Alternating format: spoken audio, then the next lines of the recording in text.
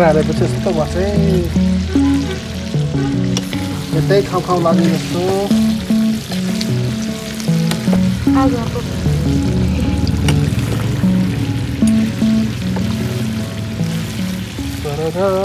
र यो मेरो भिडियोमा देख्नु भएको चाहिँ केटी चाहिँ मेरो एसिस्टेन्ट हो। उसले चाहिँ उसलाई चाहिँ अब यो कसरी पकाउन कसरी के गर्ने म चाहिँ सिकाउन गइरहेको छु। अनि केटी चाहिँ एकदम ल भिडियोमा चाहिँ हाई भन्दै केटी चाहिँ अब एकदम मात्ते केसी भनेको नमान्ने सुतिरहने भन्दाखेरि अर्को नसोच्नु होला गाइज। ओ त दिन्न कुन डाडु के का डाडु उ त्यहाँ है ल ठिक छ। दाल कस्तो छ भनेपछि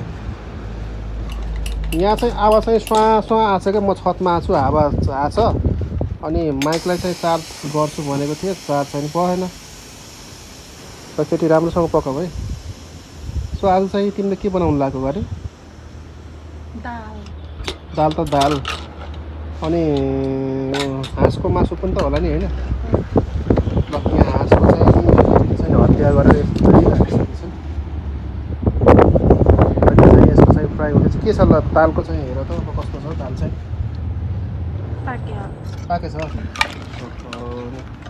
हेर त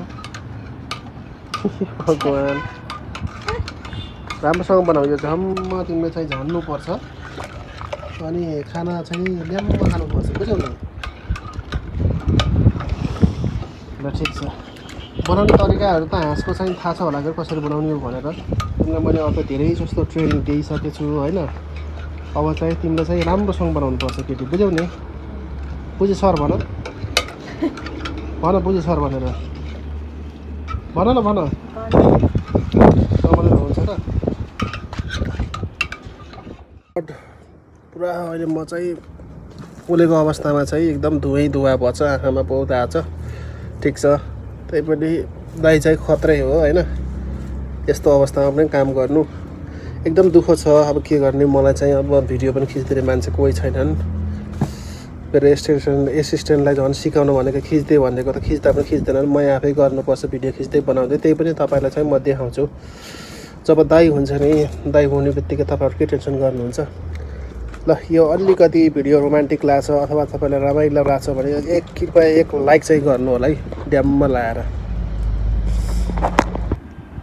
कन्टिन्यू अब यसको चाहिँ निकालिरहेको छु मैले। अब तेलहरू निस्केछ यसको चाहिँ एकदम गाह्रो क्या। यसको चाहिँ घुत्ला निकाल्न चाहिँ एकदम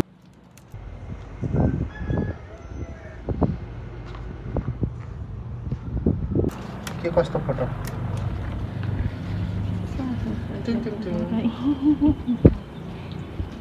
भन त के को फोटो गरे? मेरो फोटो किन खिच्न पर्यो फोटो? खिच्नु त नि तिमीले भनेर हुन्छ फोटो खिच्नु। यो अझै यो के अरे यो अझै निस्किन्छ नि यो चाहिँ कालै भयो क्या यो खतम भयो। म भिडियो बनाउने चक्करमा चाहिँ अलिकति गाह्रै भयो। ठ्याक्क तिमी खिच्दिने मैले बनाएको भए अझै दामी हुन्थ्यो क्या। त्यहाँ पोल्नु त अझै त पोलिनु त हुन्छ पोलेर अझै नरक्क यो कालै छ क्या। यसलाई धुनी हो लास्टमा गाई छ नि घिनाउने चाहिँ नि होइन हेर्नु पऱ्यो है भिडियो चाहिँ हेरेन अन्त फेरि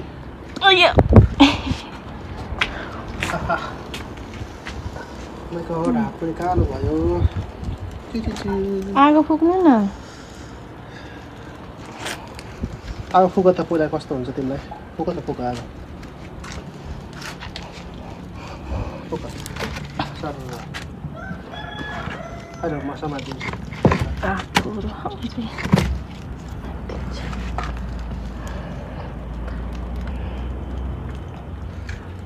My God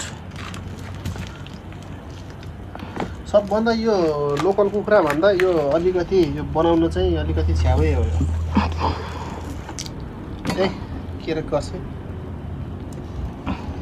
भगवान् यता पनि देखाउने कति बेला मलाई देखाएको र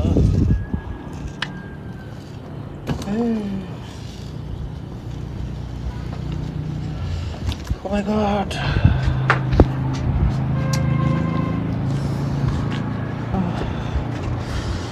अब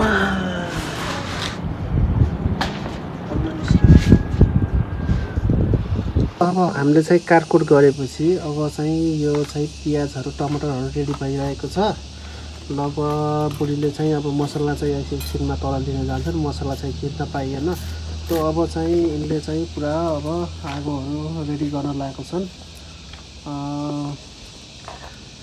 कति बेला स्टार्ट गर्छ अब तिमीले पकाउन भन त? 5 मिनट होइन, छिटो गरिहाल। अब चाहिँ ढिलो भइसकेको पोक्लाको छ। सो अब यसलाई चाहिँ नि विशेष तरिकाले बनाउनु पर्छ र कृपया कन्टिन्यू चाहिँ हेर्नु होला है। यता चाहिँ तिमीहरूले चाहिँ आगोमा पकाउँदाखेरि होइन त्यत्तिकै पकाउला र होइन। अब यो चाहिँ पुरा चाहिँ यसलाई चाहिँ लगाउनु पर्यो। के लगाउनु पर्यो भन्दाखेरि के लगाउनु पर्यो भन त? खरानी चट्ट लाएर सर लगाउने। नि चार चाहिँ सकिँला मेरो त। अब यसरी दल्नुपर्छ। चट्ट दलेपछि अब चाहिँ ठ्याक्क राख्नुपर्छ। यो दलेको कारण चाहिँ के हो भने यसले चाहिँ कालो हुँदैन। फेरि तिमीहरूले त्यत्तिकै पकाउला पुरा कराई चाहिँ कालै गराउला। फेरि केटाहरू त अब गाउँघरमा त अब बस्नेहरूले त अलिक थाहा हुन्छ के अरे। अब यो सहरमा अब मेरो सब्सक्राइब छैन, अब धेरै सिटीहरूमा पनि छ सब्सक्राइब गर्नेहरू। तिनीहरूले चाहिँ पुरा त्यो बनाउने स्टाइलमा चाहिँ नि पुरा केटीहरूलाई देखाउने चक्करमा फेरि तिमीहरू चाहिँ पुरा कराई चाहिँ कालै गराउला। एकदम यसरी गर्नुपर्छ। ल रेडी छ। ल यतातिर चाहिँ खै त हाम्रो कतिको तयार भएछ? खालि कपाल पेर्छौ छिटो भन, कति टाइम लाग्छ? अब छिटो गरिहाल। म भनेको एकदम स्ट्रिक्ट मान्छे हो, छिटो गर्नुपर्छ।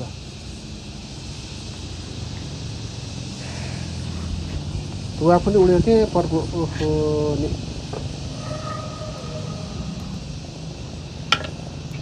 सर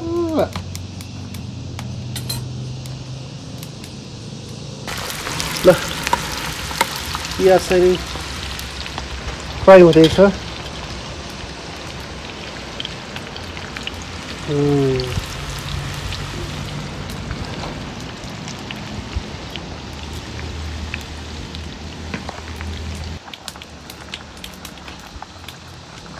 ल अब चाहिँ प्याजमा खरिरहेछ।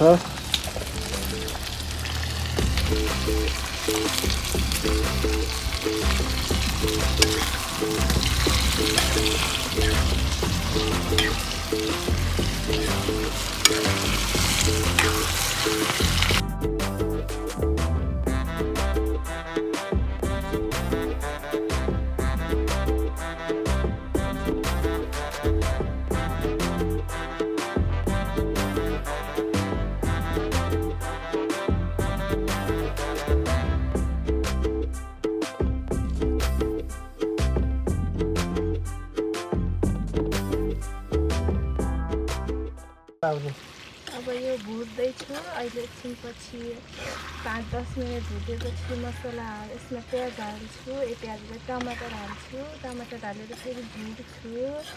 भुटेर एकछिन भुटेपछि मसला हाल्छु। अनि अघि पिसेको ल्याङ्गा सुक्नेको धुलो हाल्छु। अनि त्यसपछि धनियाँ हाल्छु अनि पाक्छ। शाबास।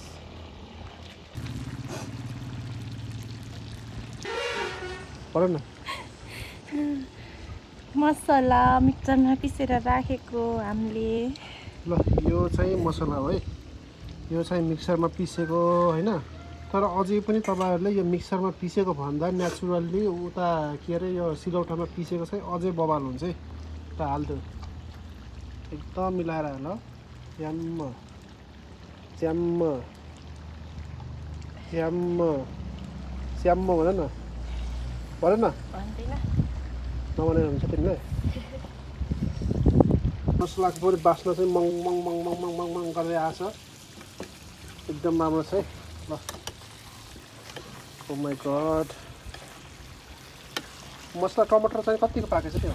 पाकेको छैन होइन। यो पकाउनेको उस गर्दा त अलि ससमा लगाएर पनि पकाउनु पर्छ रहेछ। आँखामा कति बेला उस उठेर मिक्स हुन्छ।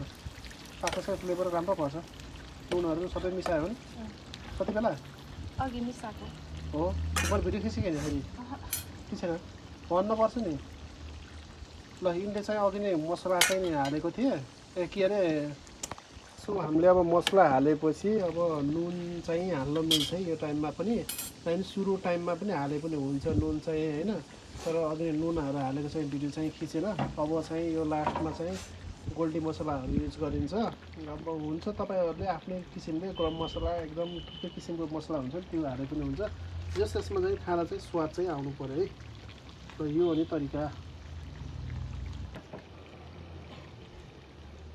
अब चाहिँ मेरो चाहिँ यो हाँसको मासु चाहिँ तयार भइसक्यो र अब चाहिँ म खानाको लागि रेडी भएको छु है ल खाएको चाहिँ हेर्नुहोस् मजाले कस्तो स्वाद आउँछ र अब चाहिँ मैले सुरु गर्न लागेको छु यो चाहिँ जुम्लाबाट मगाएको दाल हो यो चाहिँ दाल यता देखाउँ यो जुम्लाबाट लिएर आएको दाल हो अनि यो तपाईँलाई थाहा छ होला अघि बनाएको मासुहरू अनि यो चाहिँ हाम्रो लोकल मसरुम हो यो चटनी अनि यो दही र खिच मजाले सरेर म खान्छु अब